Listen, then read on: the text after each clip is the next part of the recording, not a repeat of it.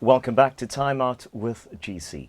My guests are Leanne and Kendall Hendricks. If you've just joined us on the show, Kendall spent 42 days in COVID ICU.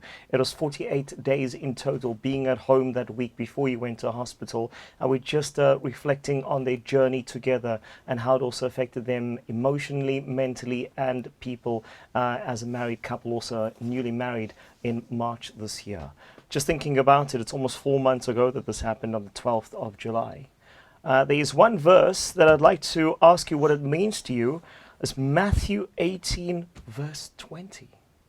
Why is it such a special verse for you? Okay, I'd say, like I told him, prayer was the key. Prayer was the only thing that worked. And it brought so many people closer together. So we prayed as a community, we prayed as individuals, each one at their homes, but we had like a certain time that we prayed. So like it says, where 2 and 3 are gathered, there God is in the midst, and that is exactly what it was. So it doesn't matter the distance, it didn't mean anything. We all prayed, we prayed in unity because we prayed for the same thing and we all wanted the same thing. And I'm sure, I have no doubt that is what has happened. And God doesn't do any prayer. Everybody's prayers. You just need to believe in what you say. So it doesn't matter if it is just me and him praying, or if it's just the 3 of us praying, or if it is me praying at home and you praying here. He answers, he listens, and he answers. And it worked for us, it did. Kendall, earlier your wife was very emotional, just reflecting on this journey. But there was a real connection with you and your wife. While you had to have an operation, your heart stood still in ICU. You were supposed to go for an op. It stood still, fully sedated. Yeah. And yet she could feel that something is not right. Yet you were fighting, pulling tubes out, can't remember anything, but you're a real fighter. Yeah, it was proven in my time in ICU that, my work is not done on the earth. So, as you know, I am a community worker with Tafelzorg. I'm a founder member. So she knows that is where my heart is. And I do try and keep the kids from the street and always encouraging them. So, yeah, that is... And I think that is what drives me at the end of the day. Yeah, just to get somebody or from drugs away from gangsterism. I believe that is my aim. That is my journey that I need to fulfill. How's the relationship been now with the kids that you are working with since you've been in COVID and surviving COVID? Just before we came here, then there was a guy that stopped, and everybody, it's to them it's a miracle, because the way people react to me now, I can see that, and that is how I can pick up when we were, like I said, at Grooterskie Hospital during the week. I could see with their reaction, I could see how sick I was at the end of the day, because even the doctors, professors standing crying, because it's unbelievable. It was really just a miracle from God. So I'm forever thankful for that. Lots of people too, when it comes to COVID, they still believe that until today, we are nearing 2022, that COVID is not real. It's a hoax. It's a government scheme to get money, to get our information, to give us 5G, 6G, to put chips in ourselves. People are trying to make money off COVID. There are those that are vaccinated. There are those that are anti-vaccine. And it's your right. But yet, we need to be vaccinated so that we can go back to normality, And Leanne, going through what you've gone through, and as you said, it's brought you closer as a couple, a family. Your religion has got stronger. Just to those who still believe COVID is not real. Wow. Like I told him earlier, this is our first time to actually really speak out to someone who was not part of it, I would say. And it is very difficult. We were not the people that... We knew about COVID. We knew it was real. We had friends who tested positive before we did. And we had a very sick friend as well. But nothing compares to what what we went through with him. So I would like to say that COVID is real, and you know, if it, like they say, some get it easy, not so bad. Some get it, you know, like worse than the others. And for the experience that we had, it's horrible. It's real, and it's nothing you can do about it when you have it at the end of the day. The medication there's no guarantee that the medication is going to work. You can do and take whatever. The best thing is you wear your mask, you sanitize, you know, those kind of things. I think that we couldn't have done anything better, I would say. But yeah. And also, before we continue, during this time of COVID, it has been such an emotional roller coaster for so many people. And if you've lost a loved one, it's always a sad time, and condolences also. But for you two as a family, you've lost a dear aunt. I actually realized that while I was in a coma, I was dreaming. And when they broke the news to me that she passed on, my aunt, then I remembered that I had a dream where I heard gospel singing. And then I could recognize a voice, and I said, "Auntie Verna, is that you?" And then her response was, "Yes, boy, I'm coming." So that is what I experienced. And to me, the last I saw was with the anniversary. Myself and Leanne, we took her flowers. So for me, I feel that was the last goodbye that she came to me. Yeah. Kendall, you've also tried to play some five-a-side soccer. Yes. Didn't go too well. Not at all. Leanne's laughing. Yeah. Last week, the physio said it was okay. Actually, this past week, and then I went a week ahead of what she said. Were you stubborn? Yeah, but I think that is what my mental, like she said, my mental strength. That is what got me to. Because when I came out of hospital, I was in a wheelchair, so I couldn't walk. So there was nothing of it. I had to start over. So basically, even we were doing the physio at home before I even started going to the physio, because I wasn't able to get there. And even then, it was like every time I took 3 steps, I couldn't walk alone. She was always by my side. And then we started gradually doing the physio at home and massaging and things. And then I started walking by myself.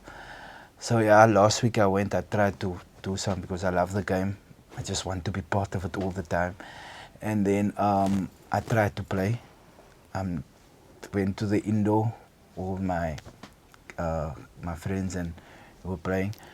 And then when it was our turn to go on, and then I moved left, I moved right, and when I moved forward, and then I just fell. So My strength is my not there. strength is not there in my legs yet. So yeah, and then that also comes with balancing as well. So I need to still work on that. Yeah. Leanne, I know you said earlier that you were giggling now talking about the soccer. You were saying earlier that there were hard decisions that you had to make as the wife. Was there a time, besides your prayer and your faith, that you thought, Kendall is gone? Not once. Mm-hmm. Not once. I would get so upset when people start crying, and when we have our prayer meetings and we have our prayer, I would get upset. I'm like, this is not a memorial. It's not, I've never doubted the fact that he's going to make it. I just didn't like the process that I had to go through. That was what was tough. Even the times when the doctor phoned to say that, you know, we almost lost him yesterday, didn't even make me feel despondent. I just knew he's going to push through, because he is that strong person. I just knew it. I didn't try to imagine, you know, what if he doesn't come back. I didn't think like that. I always tried to speak to myself in my mind, like try to convince myself. Otherwise, What would you say? I would, you know, for every negative thought, I would turn it into a positive. Like on days when I was off and I just didn't want to speak, and I would just be in the room, just sit there. People would come, like, yeah. And I'm like, no, this is not what you do. This is not what you do while you wait. You be positive, because any day could be that day that is going to come home. There's no time for it. That I would, even though I would like for it to be tomorrow, but this is not what you do while you wait. You need to be positive. You need to, you know, prepare for the day that is going to come home. And I promise you, once I started thinking like that and acting like that, I started doing preparations for his homecoming without the doctor even saying that he's doing better or that he's making progress or that he's coming home next week or so. I just started being like that. However, in my head, there was a constant fight in my head, in my emotions are still up until today. I'm still trying to deal with it. There would be days that I just sit, and it plays in my head all the time. I was there from the very start. So when he went to hospital, I slept in the house by my mother, and because I didn't want to be alone. But every time I go into the room, I would see everything as it happened. I was traumatized, but I think I still am. Like, thinking about it still, I can still cry. I can still feel what I felt in, the emptiness that was there. But I didn't doubt for 1 second that he wasn't going to make it. I wasn't sure in what condition I'm going to receive him back because of all the medication and all the sedation and all the paralysis medication that they gave him. And I'm thinking, what if he doesn't gain feeling in any part of his body? Because now they're paralyzing him from his head and to his feet. So what if that doesn't come back? It's not that, I would like for him to be alive, but I'm also human. I would also like for him to come home whole, be that person. We still need him for that. And yes, it was those kind of things. But like I said, I speak to myself all the time. But it was only me. No one else, and nothing you say is going to make me feel better. I had to go through it. I'm still going through it. I'm still dealing with it. I still try. And like you said, even when he came home, he was in a wheelchair. It's not what I expected. I was so anxious the day he came home because I didn't know what he looks like. I didn't know how am I going to receive him. I didn't know what to expect. What can he do? And he couldn't do anything for himself when he came home. And already I've lost sleep for the 48 days that he wasn't there. I couldn't sleep. I couldn't eat. There was many things that wasn't the same anymore. So it drains you. And he comes home and he couldn't do anything for himself. And it was even, people would prepare me and say, when he comes home, you're going to be even more tired. You need to rest now. And I'm like, no, I'm prepared for him to come home. And then he came home and it was tiring. Because I basically had to do everything for him. Not just me, we had a lot of help and things. But I had to, like you said, help him walk. I still don't trust him so much because his balance is not fully there. Are you driving fully? I am. Yeah? I am. But it's automatic, so yeah, that's a bit easier though.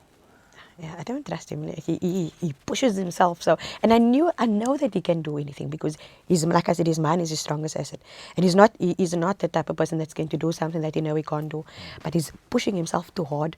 But it worked at the end of the day. He did his physio on his own, like they would say, do this, do that. And we had a neighbor that was very helpful at the time, and she would help with the physio. And then she did it that one day, and then when she's gone, he would do it on his own, and he pushed himself. But I was always there. I was always watching her, like, you don't even go to the loo alone. I'm going to be there. Even if I must wait outside the bathroom door, I'm going to be there. She did that. I had to feed him. Like, it was that bad. And today he's sitting here, and people who see him, they are grateful that he is alive and that he's well. And also, but everyone is just surprised that his progress was so quick. Everything happened so suddenly. Like, he came home after a bad report, and then the next day are you ready for your husband to come home? And everything, and from there, everything just happened so quick. It's unbelievable. It is unbelievable, and it's such an amazing journey. And I know that Kendall doesn't speak much. He doesn't remember much. He doesn't because he doesn't remember much, as you said. He just remembers going Lente here, ambulance, lady that was next to him, and that was it. Kendall, I just want you to look at your wife right now, and in your own words, just tell her how grateful you are for her being there for you. Yes, I am very Imagine grateful. we're not here, just tell her. Leanne, thank you for everything that you have done since day one. Since the moment I went into hospital, and especially the time, because I can't imagine what you guys went through at home. And I do appreciate everything that you're doing for me since I came home. And like you've mentioned, the feeding part, even cleaning part, going to the loo and everything. I do really appreciate it, and I think this is a good opportunity because she always mentions that I don't express myself and that she's not appreciated. So I want to do this and say that I do love you, and thank you for everything, for standing by me. Yeah, I love you. Sickness and in health. Sickness and in health. I just want to thank you guys for being remarkable. As you said, in sickness and in health, and that's what we do when you get married. You take those vows, and we don't actually realize Yes, when exactly. that part's going to kick in. You think one day when I'm 80 odd, 90 odd. You don't Wow. expect it at age 36, age 35. 90 days later even. Oh, but yeah. And may you guys just continue to grow in love and in your marriage. Thank you. You were going to say something. No, I just want to thank everybody once again for the prayers and the support that they gave my wife and the family, because as it was difficult for me, it was just as difficult for them as well. So I'm forever grateful, and yeah, thank you very much. Kendall and Leanne Hendricks, thank you so much for being part of the show. Thank you. you. Thank you. And will Kendall return to the five-a-side court? We'll have to wait and see. And that is it for this season of Time Out with GC. A repeat Saturday morning at 11 a.m. We'll see you soon, and until then, look after yourself, look after your family, and God bless.